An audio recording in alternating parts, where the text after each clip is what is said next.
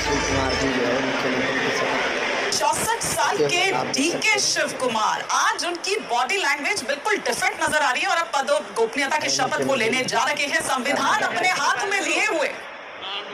ಈಗ ಪದವಿಯ ಅಧಿಕಾರ ಪದ ಹಾಗೂ ಗೌಪ್ಯತಾ ಪ್ರಮಾಣ ವಚನವನ್ನ ಬೋಧನೆ ಮಾಡಲಿದ್ದಾರೆ.